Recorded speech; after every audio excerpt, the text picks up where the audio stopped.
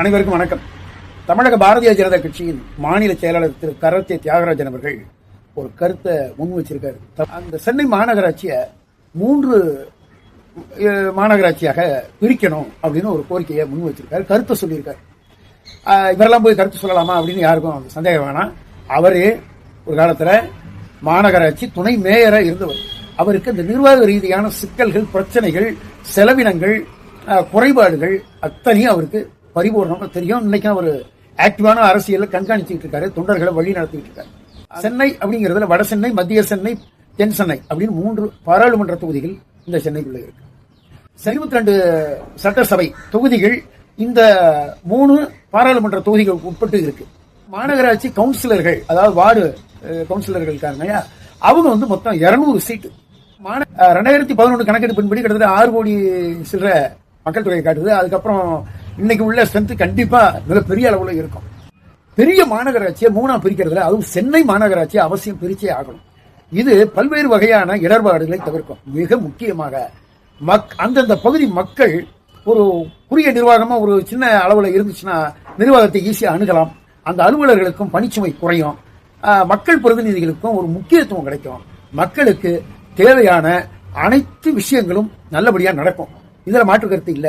செலவு ரீதியா பாத்தீங்கன்னா 3 மாநகராட்சி ஏற்கனவே கவர்மெண்ட் அப்படி இருக்கு இப்படி இருக்குங்க, அப்படிலாம் கிடையாது.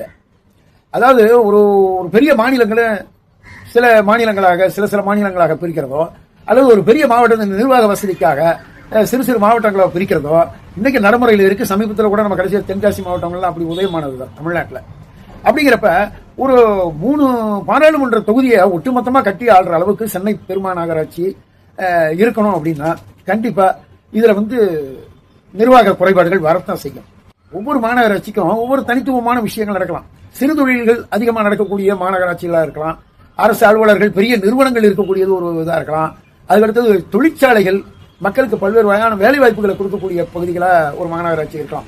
இப்படியெல்லாம் வகை பிரித்து செய்யப்படுறப்ப அந்தந்த மாநகராட்சிக்கு வளர்ச்சி திட்டங்கள், அதோடைய பட்ஜெட், அந்த பொதுமக்களுடைய நியாயமான அடிப்படை வசதிகள், தேவைகள், வரி நிர்ணயம் பண்றது, வரியை வசூலிக்கிறது எல்லாமே கொஞ்சம் இலகுவா நடக்கும்.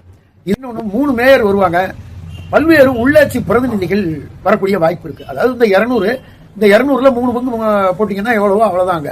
ஆனால் சில வார்டுகள் பெரிய வார்டுகளா இருக்கிறப்ப அதையும் மறுவரையறை செஞ்சா அதுவும் கொஞ்சம் உள்ளாட்சி பிரதிநிதிகள் கூடுறதுக்கான வாய்ப்பு இருக்கு. இன்னொன்னு எனக்கு ஒரு ஆச்சரியமான விஷயம் என்னன்னா, வேற யாருக்கும் தோணாத விஷயம், அவர் ஒரு துணை மேயரா இருந்து அவ்வளவு சர்வசாதாரணமா பெரிய விஷயத்த இவர் முன்னால வச்சிருக்காரு.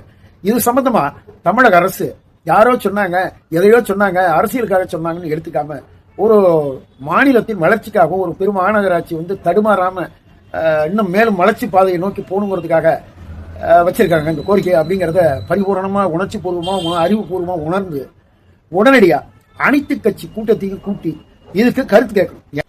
இந்த மாதிரி ஒரு நிர்வாக கட்டமைப்பை உடனடியா தமிழக அரசு செய்தால் எதிர்கால சந்ததியினருக்கு நல்லா இருக்கும். வளர்ச்சி திட்டங்கள் வேகம் எடுக்கும், பல்வேறு வகையில மாநிலத்துக்கும் உறுதுணையா இருக்குங்கிறத இதன் மூலமா தமிழக அரசுக்கு கோரிக்கை விடுக்கிறேன்.